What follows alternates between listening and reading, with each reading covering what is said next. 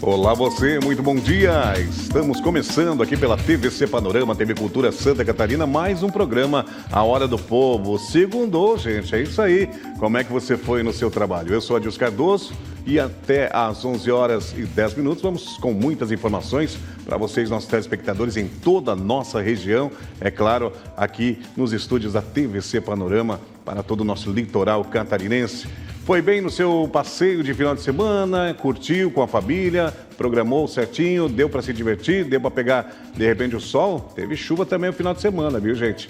E olha só, na cidade de Camboriú também, cidade cheia, né, movimentada, e os dias tendem-se a se intensificar mais ainda, o trânsito e também, é claro, devido ao 41º Congresso dos Gideões Missionários da Última Hora, que acontece, né, todos os anos ali na cidade de Camboriú. Cidade está cheia, movimentada, e isso é muito bom para o turismo, para a economia da cidade também, e é claro, para os cristãos, né, para os evangélicos que vêm de diversas cidades do Brasil e do mundo, né, para prestigiar esse grande evento, que é o maior evento de missões, né, considerado um dos maiores do mundo, o Congresso dos Gideões Missionários da Última Hora, na cidade de Camboriú. E é muito bom, né, também ter esses dias, esses 10 dias, né, de muita devoção, né, claro, os evangélicos, né, é claro, visitando a nossa cidade de Camboriú, buscando, né, mais próximo aí, estar mais próximo de Deus nesses dias de congresso. Nós vamos falar um pouquinho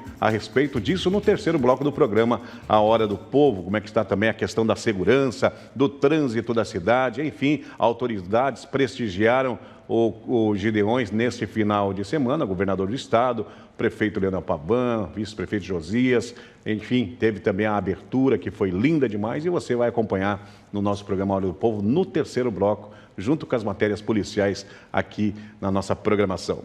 Vamos juntos porque hoje, segunda-feira, gente. Hoje, segunda-feira, dia 27 de abril de 2026, estamos vivendo ainda o nosso outono brasileiro. Vou pedir ao Érico, nosso cinegrafista, para tentar mostrar um pouquinho a nossa segunda, lá ao fundo do nosso Atlântico, aqui os edifícios da nossa cidade de Balneário Camboriú, e aqui no alto do Cristo Luz, o sol já está raiando, predominante o sol aqui no nosso litoral catarinense, especialmente aqui na nossa cidade de Balneário Camboriú.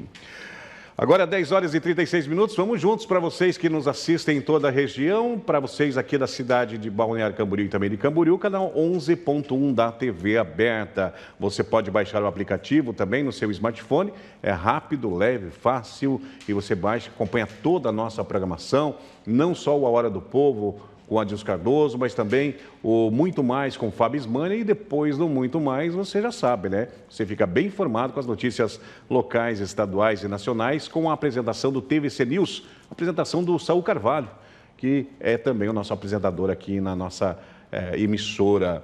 10h36, vamos com o Elson Prado, cabeleireiro, o nosso cabeleireiro. É isso mesmo, gente. Se você, mulher bonita, gosta de ficar com o cabelo mais lindo ainda, você tem que ir até o Elson Prado Cabeleireiro, ali na rua Monte Sotara, número 319, no bairro Monte Alegre, em Camboriú, e com certeza você vai sair como as nossas modelos que desfilam agora na telinha da TVC Panorama. Portanto, dá um pulinho lá ou marca o seu horário através do 47-9952-0260, 47-9952-0260. O Elson Prado, ele é especialista em alongamentos, mega hair, tinturas e também é cabeleireiro unissex. Então, ou seja, o homem pode ir lá também fazer a sua barba, né, deixar o cabelinho na régua, né, ficar bem apresentável para, né, enfrentar aí o dia a dia, a semana de trabalho. Obrigado, Elson Prado, nosso parceiro aqui no programa Hora do Povo. 10h37, agora sim, tela cheia, e é sempre um prazer receber, né, o doutor Felipe Becker, porque sempre o doutor abre a semana com a gente, às vezes faz dobradinha também, muito conhecido já na telinha da TVC Panorama, e sempre um prazer recebê-lo para nós hoje, segunda-feira, falar sobre direito de família. Doutor Felipe, obrigado por ter vindo, né, no nosso programa e trazendo esse sol radiante nessa segunda-feira, doutor. Bom dia, Adilson, bom dia a todos os telespectadores, bom dia a toda a equipe. É sempre um prazer estar iniciando a semana aqui, trazendo um pouco de informação a toda a sociedade. Muito bem, vamos juntos, é claro. E olha, só para você ficar antenado no nosso programa Hora do Povo, no terceiro bloco, além das informações também, como foi os Gideões Missionários, né, a abertura e tudo mais, as autoridades que prestigiaram o Congresso, você vai ver também que não foi só mar de rosas aqui na nossa região, porque teve a apreensão de drogas e também a prisão de um foragido da Justiça aqui em Balneário Camboriú. E também o efetivo da Polícia Militar, né, do nosso 12º Batalhão, sediado aqui em Balneário Camboriú, que compreende toda a nossa região, reforçou e muito, né, os policiais no Congresso dos Gedeões. Então a segurança, a sensação de segurança está garantida aí nos dias de congresso ali na cidade de Camboriú. Você pode participar, 3360-1101, 3360-1101, mande a sua questão, a sua pergunta, de repente está passando por alguma situação, direito de família. Hoje o Dr. Felipe Becker aqui com a gente, então aproveite, participe com a gente aqui no programa Hora do Povo. Já tem perguntas? Bom dia, doutor. Meu nome, doutor, é Robson, tenho 2 filhos e fiquei desempregado. Posso pedir a revisão da pensão alimentícia, doutor? Bom dia, Robson. Nesse caso, né, a princípio, como você teve uma modificação na sua capacidade financeira, é uma das possibilidades, sim, né, que estão previstas no Código de Processo Civil para que você consiga, né, a revisão dessa pensão alimentícia que você paga. É sempre importante a gente destacar, né, que a qualquer momento, né, que ocorra ou a mudança de capacidade financeira de quem paga a pensão alimentícia ou até mesmo as necessidades de quem recebe essa pensão, poderá haver essa revisão de alimentos, né? Então, seja para aumentar ou seja para diminuir. No caso do Robson, nosso telespectador, é justamente para diminuir em virtude da mudança de capacidade financeira que é derivada, né, do desemprego dele. É importante destacar que quanto antes você entrar com esse pedido, quanto antes você consegue uma possível decisão liminar, né, enquanto durar o processo, para que você diminua esse valor. Robson, é muito importante também que você se prepare para que, enquanto não sair essa decisão, você continue pagando o valor que você tinha, né, pré-determinado como pensão alimentícia. Porque o mínimo que seja, né, os R$100, R$200, é possibilidade, né, é possível que seja cobrado de você até mesmo pelo rito da prisão por essa pouca diferença, mas que aos olhos, né, da legislação torna você inadimplente e justifica o pedido de cobrança. Exatamente, né, doutor? É uma das coisas, né, doutor, no Brasil que realmente é rápido e dá prisão, né, é a questão do pagamento de alimentos, né, a pensão alimentícia. É um dos casos que mais rápido as autoridades agem e, é claro, né, doutor, também tem motivo, porque do outro lado, sempre como a gente fala aqui no programa, do outro lado da história, né, sempre está os filhos, a criança. E é isso que a justiça sempre leva em conta, né, doutor? Com certeza. O primeiro ponto a ser destacado nessas situações é justamente que o valor ele é determinante para a subsistência da criança, né? Então, o sistema judiciário ele não pode ser lento nesse tipo de ação, porque a gente sempre tem que prezar, né, tanto pelo que está previsto no ECA, quanto pela Constituição, que existe uma criança atrás dessa situação e que deve, né, ser levado em consideração que aquele valor é para os alimentos, é para a saúde, é para o lazer, é para todos os direitos de uma criança ou adolescente.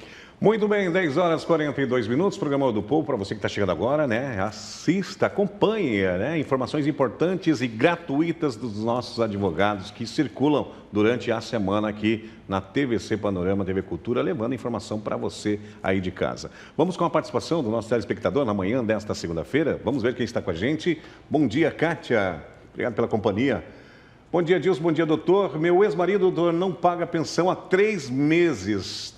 Como posso cobrar isso dele, doutor?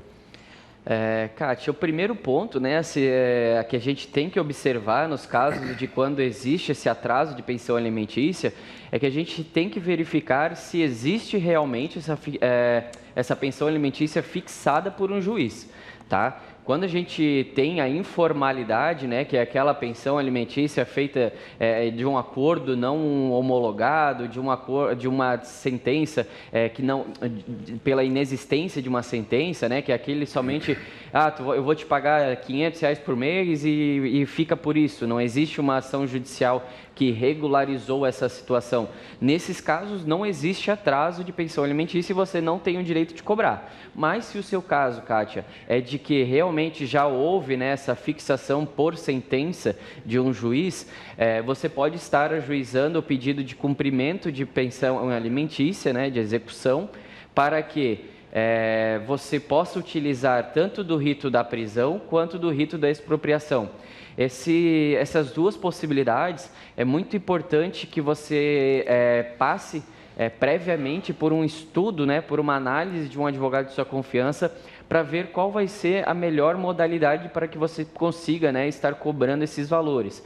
Por que eu digo isso? Porque muitas vezes, quando a gente entra com o pedido de cumprimento de sentença ali de alimentos pelo rito da expropriação de bens, ele não vai ter um resultado efetivo, porque muitas vezes esse pai, esse genitor, né, que está em atraso, ele não vai ter uma conta bancária, ele não vai ter uma moto, ele não vai ter um carro, um imóvel para que a gente consiga cobrar. Então, muitas vezes ele é um procedimento que ele não vai te sanar, né, o problema de uma forma mais rápida. E por isso que ele seria muito mais benéfico a utilização da modalidade da prisão, onde daí o genitor vai ter essa prisão concedida, né, em seu desfavor, por até 30 a 90 dias, tá? Mas para que essa análise ocorra, você tem que procurar um advogado de sua confiança para que ele analise a tua situação e, se for o caso, até ele pode ingressar com os dois pedidos, né? Não é algo que você tem que escolher, mas é sempre importante a gente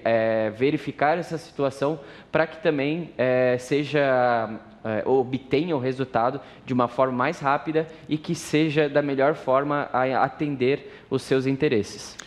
Pensão alimentícia, minha gente, é coisa séria, né? Se o pai, né, ali é provedor, né, nas horas boas, então tem que ser também responsável, né? Não pode deixar o filho, né, sem pagar a pensão alimentícia, porque é como nós sempre falamos, né? A criança fica no meio dessa guerra aí entre o pai, entre a mãe, entre a justiça, enfim, quem sofre são os filhos. Tem mais perguntas aqui? Bom dia, doutor. A minha nora, doutor, é um avô reclamando, viu, doutor? A minha nora não deixa eu ver o meu neto que tem 7 anos. Existe algum meio, doutor, de fazer essas visitas? Existe sim, tá? Tanto a questão dos direitos de visita, os avós, sejam paternos ou maternos, terão, né? Tanto os avós, né, quanto a criança de ter essa assistência por parte dos avós. Assim como também a gente tem que, é sempre importante ressaltar que existe os ônus e os bônus. Então, os ônus a gente pode dizer que é quando o pai ou a mãe que deveria pagar a pensão alimentícia e acaba não pagando, os avós podem ser sim obrigados a estar pagando essa pensão alimentícia. E a questão do bônus é o direito de visita. Então não é só porque o pai não tem contato com o seu filho, a mãe não tem contato com o seu filho, que os avós não têm esse direito. Existe sim essa previsão legal, tá? Seja no Instituto da Criança e do Adolescente, seja da Constituição Federal, para que a criança ela tenha todo o apoio familiar necessário.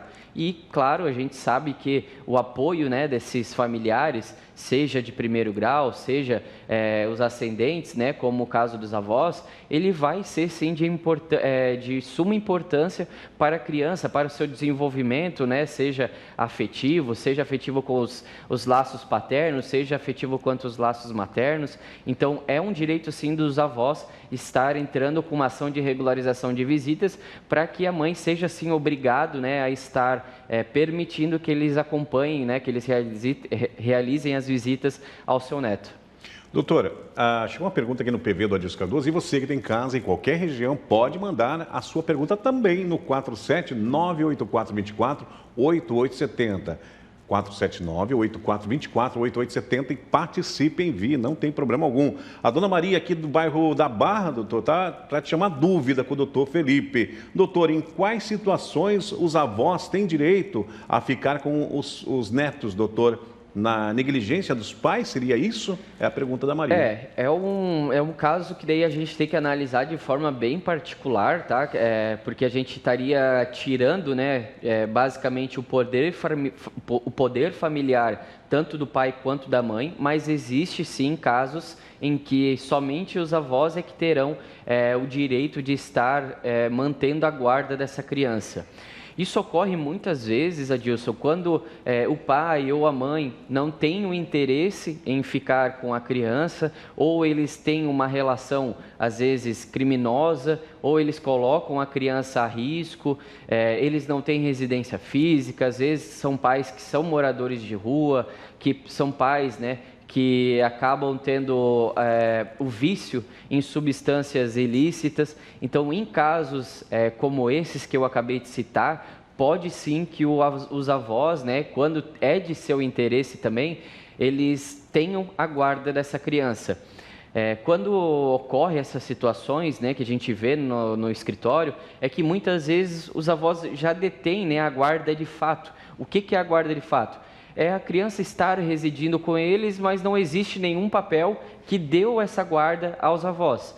Então, quando existe essa situação, os avós podem sim estar ingressando judicialmente para que seja formalizada essa guarda. Isso garante também, né, que eles possam cobrar pensão alimentícia dos pais, independente deles quererem a guarda das crianças ou não. Eles podem sim estar pagando, podem sim estar sendo compelidos, né? Claro que muitas vezes nessas situações a gente está diante de pais que não têm uma capacidade econômica muito boa, né? Basicamente zero, mas a obrigação surge independente da situação financeira.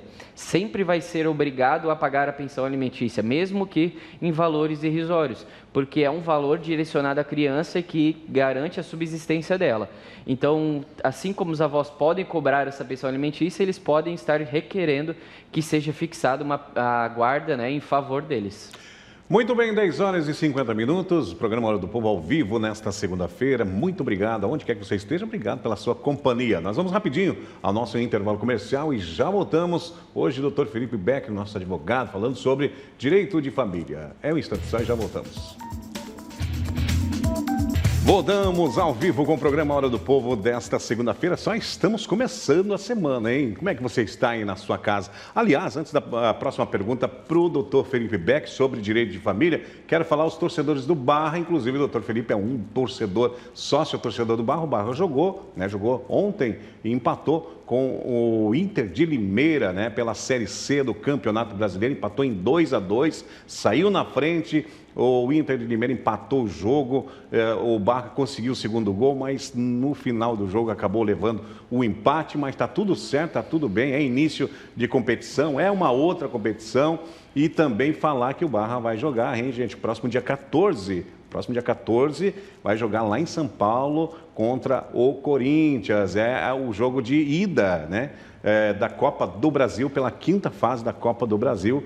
E tomara, né, que o Barra traga uma vitória aí para os torcedores, inclusive eu torço muito pelo time, pelo Barra, e traga uma vitória aí para os torcedores aqui de toda a região aqui do nosso litoral, especialmente para Camboriú e para Balneário Camboriú, que é o reduto dessa equipe valorosa, essa equipe que está surpreendendo, né, todos os times aí, né, os cronistas esportivos não falam em outra coisa nas últimas semanas, a não ser a equipe do Barra, que está numa ascensão muito grande. Doutor, assistiu o jogo, doutor? O senhor que torcedor assistiu ontem? Assisti, Que jogão, hein? Jogo. Só faltou a vitória. Infelizmente não chegamos no melhor resultado, mas tá bom, né? Mas o Inter também é um timinho bom lá, né? Do estado de São Paulo, né, doutor? Com certeza. Tem as próximas rodadas aí, tá só no início da competição. Tomara que consiga a classificação no final, né? Tudo vai dar certo, vai conseguir a classificação para a Série B do Campeonato Brasileiro do ano que vem. Vamos lá, trazendo mais perguntas dos nossos telespectadores aqui no programa Hora do Povo, na tela agora, inclusive, vamos ver quem está com a gente. Sandra, muito obrigado pela sua companhia. Bom dia, doutor. Estou separada há mais de um ano, doutor. Nunca se divorciamos oficialmente. Posso casar de novo, doutor, ou preciso fazer o divórcio antes? Você precisa fazer o divórcio antes, sim, tá, Sandra? Mas primeiro ponto até que você pode fazer para agilizar a tua situação é verificar se o teu ex-companheiro já não pretende fazer isso de forma mais rápida, então de forma consensual, através do cartório, né, do registro civil ali. Então é uma possibilidade de agilizar isso. Se eventualmente você não tem mais contato com ele, você não quer ter esse contato de forma amigável, você pode entrar com uma ação judicial e o juiz ele determina que seja realizado o divórcio de forma liminar. Então, antes mesmo de ser analisado a tua situação de forma mais específica pelo juiz, antes de necessitar de uma defesa por parte, né, do réu, que seria o seu ex-companheiro, o juiz ele já determina, né, analisando ali a situação de forma prévia, ele já determina que ocorra o divórcio. E a partir disso você está livre para poder realizar novo matrimônio, tá? É claro que a gente está tratando da situação em que você realmente é casada no papel, né? Então, para que ocorra o divórcio, tem que ter esse matrimônio prévio. E nesses casos você consegue sim o divórcio de forma liminar por meio de uma ação judicial. Às vezes, né, doutor, sempre como o senhor falou, às vezes amigavelmente, conversando, dialogando com o ex-companheiro, entra num consenso, pula lá na frente, né, doutor? Ou seja, agiliza, né, o processo, né? Do que de repente entrar com advogado e tudo mais, né, doutor? Apesar que vão precisar, né, do advogado também para fazer os trâmites, né, doutor? Mesmo, nesse caso, né, mesmo que seja de forma consensual, ao menos um advogado vocês vão ter que ter, tá? Não tem como realizar esse procedimento sem o devido acompanhamento de um representante por meio de um advogado no caso. Mas, claro que a forma de fazer isso extrajudicialmente é muito mais fácil e também, mesmo que exista patrimônio, vocês podem estar realizando isso de forma extrajudicial. A necessidade da intervenção judicial só vai ocorrer quando existe discussão. Quando tem acordo amigável, não tem problema. E claro, né, também existe a necessidade de intervenção judicial quando existe menores. Então, quando existe uma criança envolvida nessa relação, vai ter sim que passar pelo poder do juiz, né, pela decisão dele, porque também tem que sofrer o consentimento do poder do Ministério Público. Então, eles têm que estar cientes do que está acontecendo, eles têm que dar o aval e por isso que tem que ser de forma judicial. Doutor Felipe, essa próxima pergunta aqui é a dúvida, talvez, às vezes, de muitas pessoas ou muitos casais, né, que de repente pensam de uma forma e não é. Bom dia, doutor, e Adilson. Doutor, quanto tempo é preciso e necessário para ser considerado união estável, doutor? Não existe um tempo mínimo, tá, que esteja previsto em algum artigo, em alguma lei sobre a relação de união estável. O que tem que ser específico, qual que é as hipóteses para ser decretada, né, para ser caracterizada uma união estável?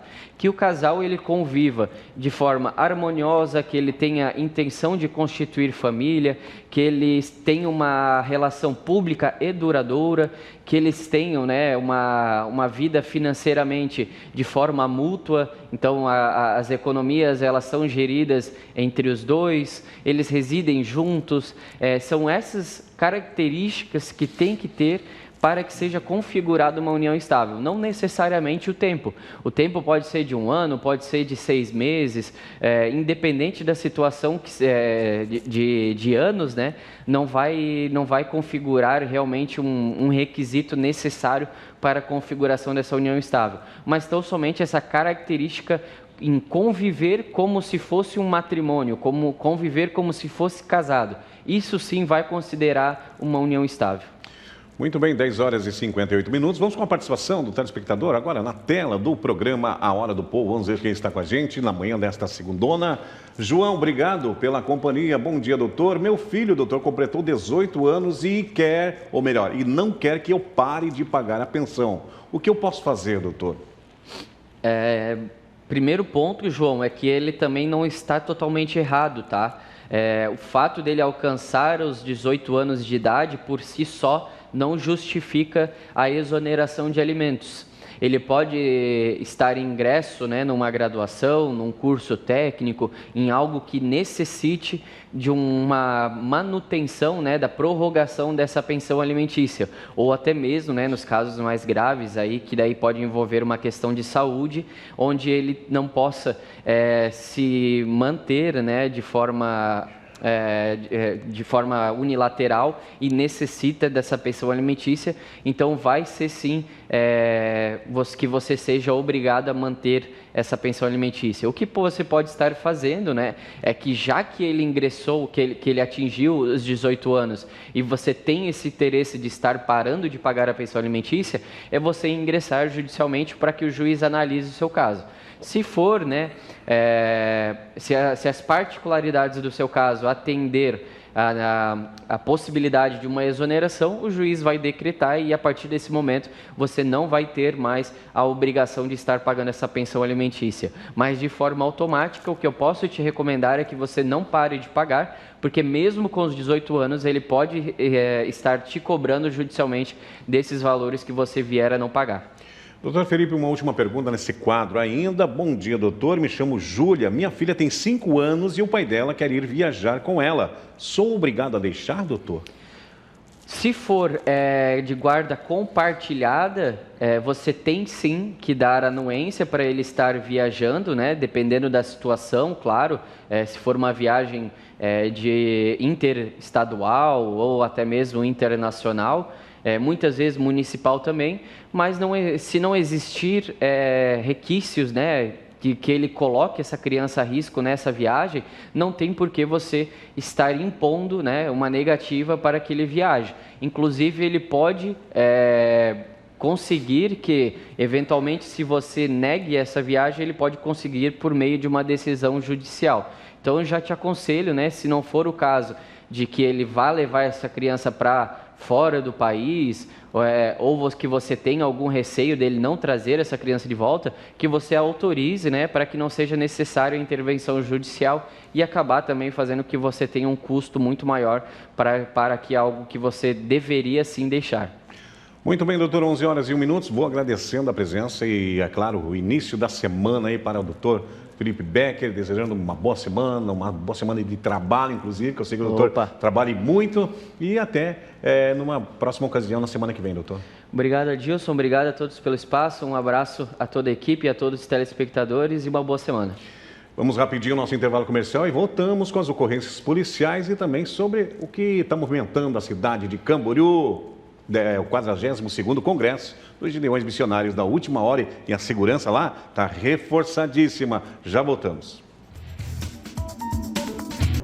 11 horas e 4 minutos, voltamos então ao vivo com o nosso programa Hora do Povo, nosso último bloco. Vamos com as ocorrências policiais que movimentaram as últimas 24 horas e também o final de semana aqui na nossa região, porque policiais do 12º Batalhão de Polícia sediado aqui em Balneário Camboriú realizaram, juntamente com os policiais de Camboriú, realizaram várias ações também nos bairros da cidade, tanto de Balneário quanto de Camboriú, e foi efetuado também prisões e também apreensões de drogas. É isso mesmo, um foragido do sistema prisional no bairro, no bairro Pioneiros e também no bairro dos Municípios em Balneário Camboriú. No bairro Pioneiros, após levantamento de informações que foi realizada, uma abordagem a um veículo suspeito ao ser utilizado para a distribuição de entorpecentes. Durante a ação, foram apreendidos aproximadamente 4,380 kg de maconha no interior do automóvel. Além disso, mais R$ 530 em espécie, em dinheiro vivo, que caracterizou o tráfico de drogas. E também mais 540 gramas de maconha foram encontrados no endereço, né, do foragido da Justiça, que estava ali sediado no bairro dos Municípios, em Balneário Camboriú. Lá na residência, os policiais também encontraram com ele 9 gramas de cocaína, 38 gramas de haxixe, 79 comprimidos de êxtasis, que acabou sendo levado, um indivíduo preso, autuado em flagrante, foi levado também para a delegacia de polícia para esclarecimento. Chegando lá, informações dos policiais, chegando lá foram ver a ficha, criminal do preso, e ele já tinha uma vasta ficha criminal aí por tráfico de drogas, enfim, alienação de entorpecente de jovens também junto ao tráfico de drogas, aliás, né, coisa boa não era. Então, parabéns aos policiais militares. E olha, gente, segurança reforçada para o 41º Congresso dos Gideões Missionários da Última Hora, que está sendo realizado na cidade de Camboriú. Os próximos 10 dias, a cidade de Camboriú respira Gideões Missionários da Última Hora. Várias autoridades estiveram presentes e também, é claro, a Polícia Militar montou um esquema todo especial para garantir a segurança dos milhares de turistas que vêm para o 41º Encontro Internacional de Missões, que é considerado um dos maiores do mundo. Vêm pessoas evangélicos, né, vêm de diversas cidades do Brasil, de fora do Brasil, enfim, é um congresso realmente internacional. E tivemos no final de semana a abertura, né, deste congresso, que foi no pavilhão dos Gideões, onde esteve, é claro, o prefeito Leonel Pavão, tá aí as fotos na tela para você acompanhar.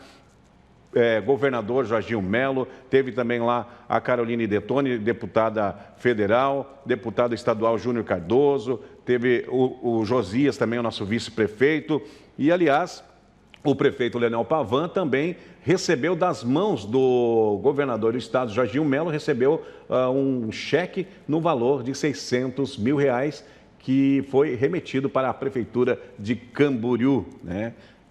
E aí está também o vice-prefeito Josias, teve a palavra também, o prefeito falou também, o governador falou, né? E falaram muito bem, inclusive, né? Que essa chama, né? Como é o tema dos Gideões deste ano, que essa chama não pode apagar. Segundo o prefeito Leonel Pavão, essa chama nunca vai se apagar. E é isso mesmo que nós queremos, né? Porque os Gideões movimenta a economia da cidade, movimenta o povo evangélico de toda a região e também das diversas cidades, que eles vêm de muito longe, as pessoas, para participar desse congresso. Foi lindo demais a abertura do Congresso dos Gideões, primeiros dias ainda, tem aí uma semana toda de congresso e vai ser uma maravilha receber toda essa multidão, todo esse povo, né, de fora cristão que vem para os Gideões Missionários da Última Hora. E a segurança, como eu disse, está garantida aí pela Polícia Militar de Santa Catarina, aliás, os nossos policiais que fazem um trabalho com excelência.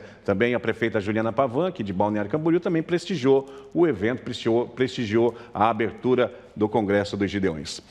11h09. Vou dando um abraço a todos vocês. Semana só iniciando, segundou, gente. Está chegando Fábio Ismani aí, o Muito Mais. Depois do Muito Mais, tem Saúl Carvalho com o TVC News. Eu volto amanhã, terça-feira, ao vivo, aqui na TVC Panorama. Valeu, tchau, tchau.